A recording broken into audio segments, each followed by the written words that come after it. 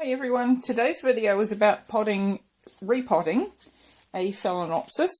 This one is a perfectly good orchid. It doesn't have too many problems, although she's in old medium, and before her flowers really start to develop to the later stage, I just want to pop her in a new pot to make sure that she's going to be happy with some nice new medium. So I've got organised my pruners that have been sitting in alcohol to make sure there's no pathogens or bugs on them. I've got my Spagmoss, I have my bark chips, I have the bigger chunky bark chips sitting in some water. I have some drier smaller bark chips that I will use as well. I have my homemade aerated pot that I drill the holes in myself that she's going to be changed into so she gets better aeration, and we shall get started. So before I set the video going, I've given her a really good soak so that she's going to be nice and easy to get out of her pot. So I have my gloves on to make sure that I don't get any problems from handling the bark, and I'm just very gently going to tip her over this container here, very gently loosen off the edges of the pot.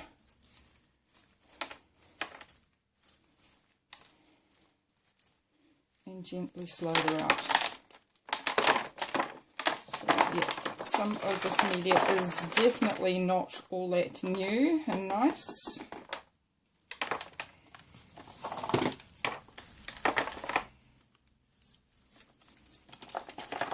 And some of her roots there really aren't in the best of conditions.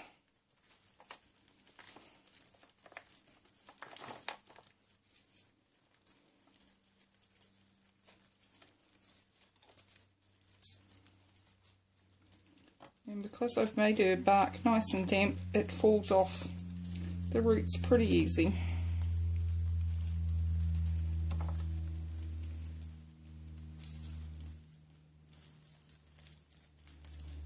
So just take your time, be nice and gentle with it, and get off all of the bark that you don't want. Now the ones here in New Zealand seem to have this little core.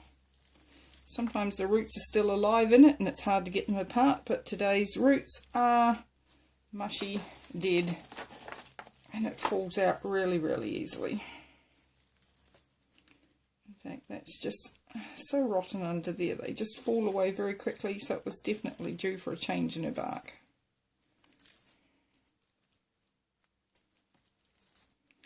Anything that's stuck, I just gently dislodge.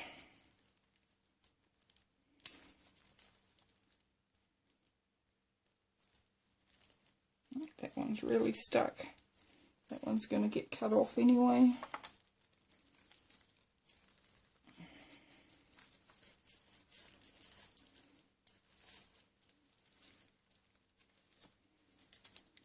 Be super gentle and make sure you don't break any of the new roots.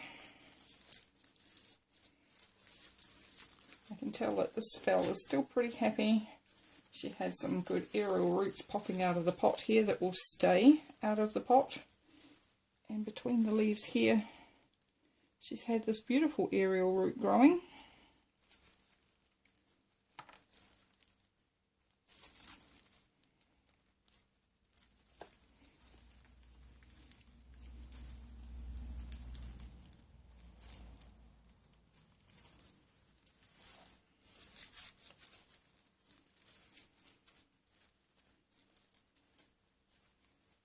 So I'm reasonably happy with that. I'm now going to go and give her roots a bit of a rinse off. So I've rinsed off her roots and got away all the bark chips I possibly can. One more rotten long piece of root fell off from here. So now I'm going to go through and trim off anything else that is squishy and dead, basically. Most of those don't look too bad, but this one here is definitely brown and rotted. That one's firm. There's another rotty one around here.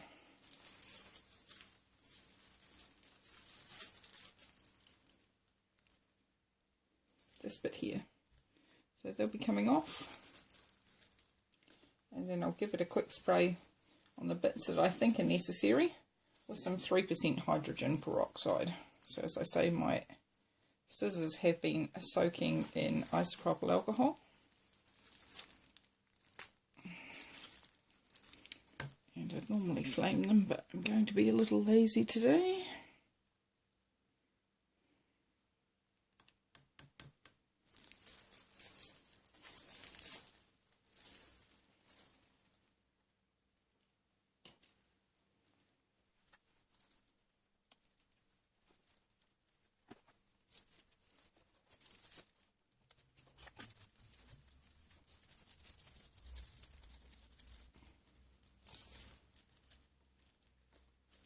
I'm just testing to make sure that the rest of the roots are actually solid and not mushy. So if they were mushy, they'd be getting trimmed off.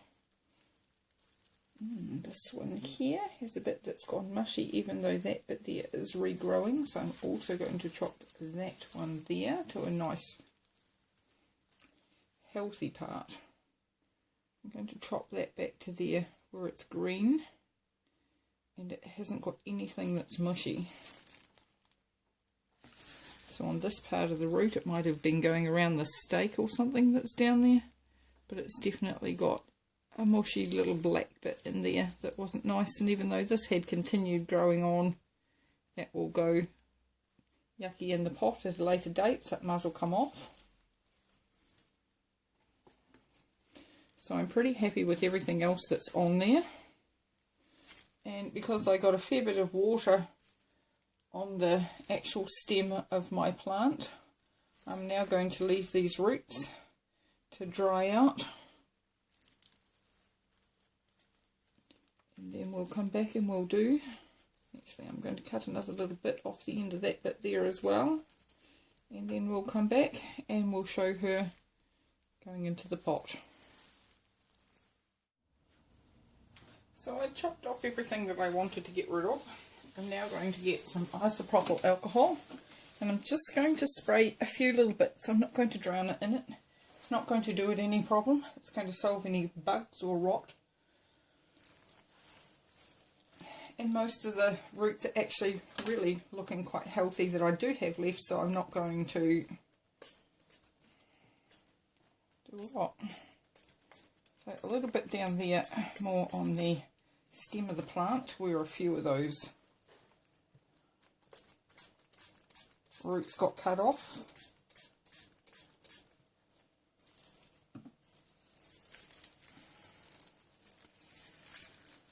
And just a little bit on that side, and that's about all I want to do. If there was anything too bad here, I would do it, but it doesn't look bad. Now you may hear a fizzing sound when you put that on, and that's just the extra oxygen atom doing its work, and then it just simply turns back into water. So I'm quite happy with that now. We'll leave that just for a few moments. We'll set that aside gently and get some sphagnum in the bottom of our pot. So this is the pot I'm going to be using, and we're going to get some sphagnum. Now this one here is already the damp sphagnum, so you don't have to pre-water this. It comes in the bag. As you can see, there's bits of condensation down the bottom of the bag, so it's already nice and moist. And I'm just going to line the bottom of the pot with this.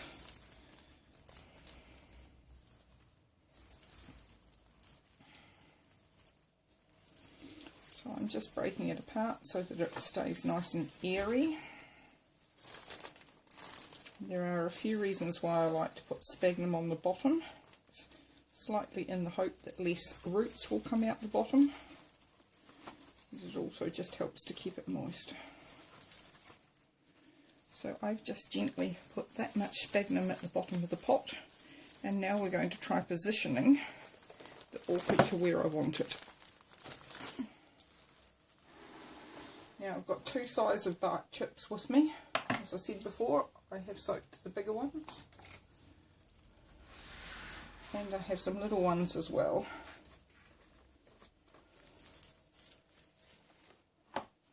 So we'd going to try and put the roots back in the pot happily how they were before. Any aerial roots like this one is going to remain above the pot, and I only want any of my medium to come to about there where my finger is.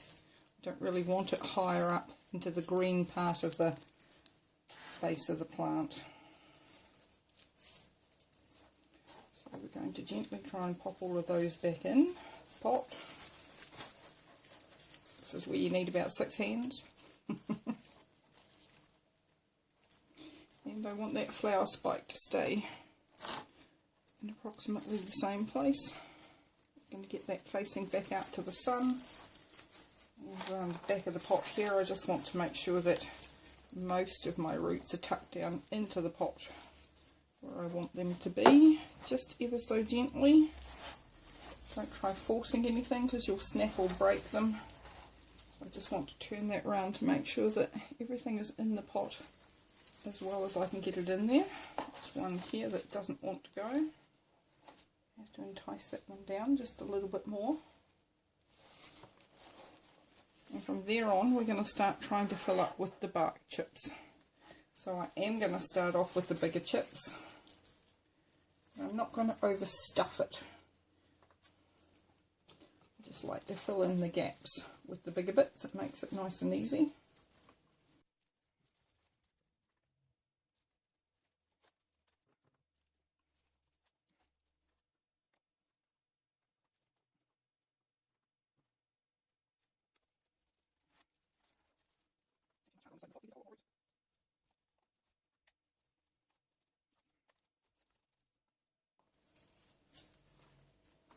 Okay, you're getting the general idea here, so I'm going to pop in a few of the little ones as well.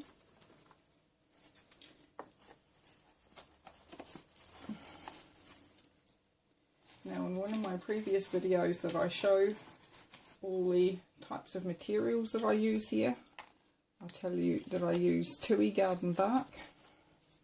Now this is really just the garden bark that you go and throw on your garden to keep the weeds down. Here in New Zealand it's quite a common thing, but it's an unprocessed kind of material, so it doesn't have any chemicals and things in it. And I actually find that the ones that I've redone in it really seem to like it. So I don't like the orchid mixes that have a lot of soil or sand and other things through them, because I find that that just rinses out and isn't really that suitable for Phalaenopsis orchids. I tried it on one of my Phals, popped it in a big pot, and it just made too much solid mass in there and didn't let the air in, and then the orchid actually ended up carking it, so I wasn't too happy about that.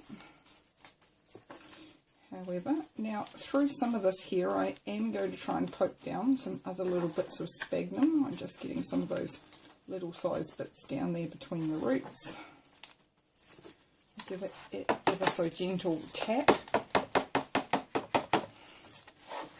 But I really don't mind if it has airy gaps in it, and neither does the orchid, or certainly they don't seem to. It's going to be a bit tricky getting some under the leaf.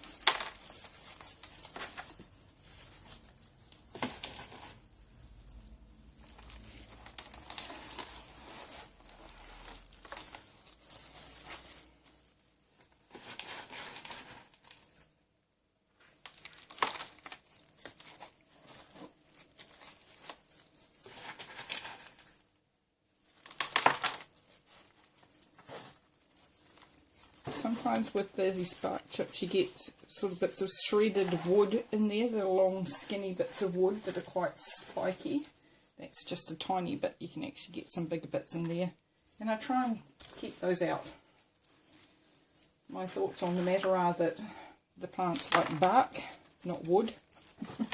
So I do try to keep the majority of what's in there as being bark. Now I'm just gently tapping that down with my fingers, and I'm at a level there where I'm about 2/3 full, so I'm just going to poke in another few little bits of sphagnum in there just to help keep those bits of bark a little bit more moist. But I have quite cold temperatures in winter, so I prefer not to use completely sphagnum. maybe if you lived up in Auckland where you get a few degrees less cool in winter than I do here in New Plymouth, you might be quite happy with just using all sphagnum, or more sphagnum and less bark. I sort of feel with our quite cold winters here, I like things to dry out reasonably quickly, so they're not sitting in damp, wet, cold material. So I'm just doing a little bit here because I want a few more bark chips on top.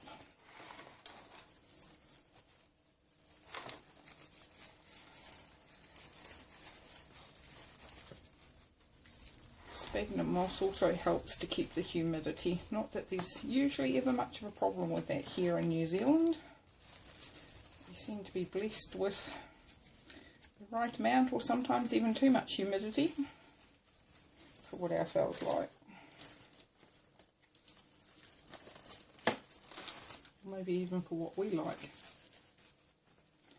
Right, so the rest of this I'm just going to put some of the other smaller chips around, just to make sure that the roots are staying in there.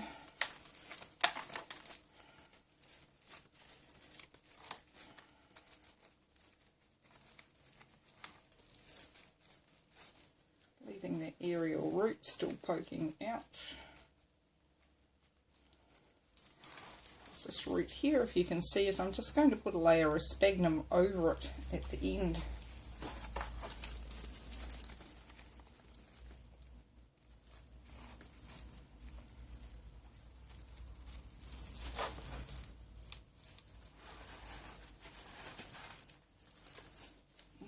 On this side it's sort of starting to get its stem a bit buried, which is kind of what I want to avoid, so I'm going to be careful with how much I pack in there. And there are still some roots just here.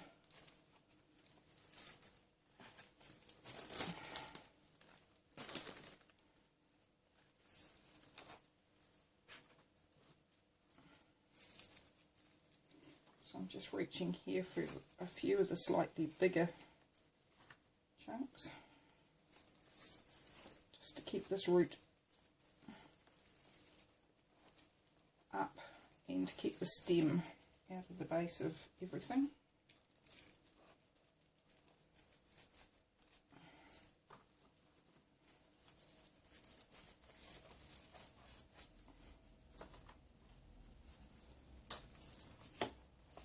Now, because my sphagnum moss is damp and these bark chips are damp and my roots were well watered before I started and also when I washed, I'm not actually going to re-water this pot when I'm finished with this until the roots have dried out again. Once the roots have gone silvery grey and nice and dry, that's when she'll get a re-water.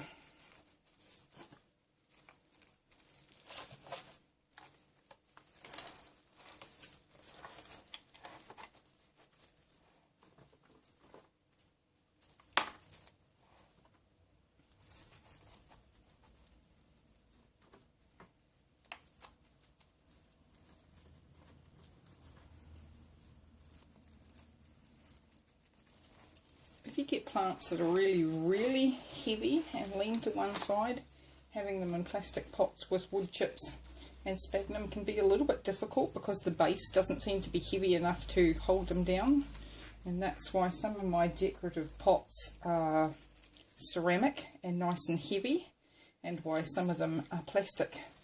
You can get away with the plastic ones where the plant's not topply or not lopsided to make the plant, you know, difficult to keep it in one spot. And then if it is, it goes in a ceramic pot that's got a nice heavy base. Now on top of here I'm just going to pop some sphagnum moss because I like to have it to be able to sprinkle with my sprayer. The one thing with wood chips is they do have a tendency of drying out on top first. This is just a bit of sphagnum that was in there previously. We're just going to tuck that around the top bits, and that just helps them hold the humidity in the top. It gives me somewhere to spray.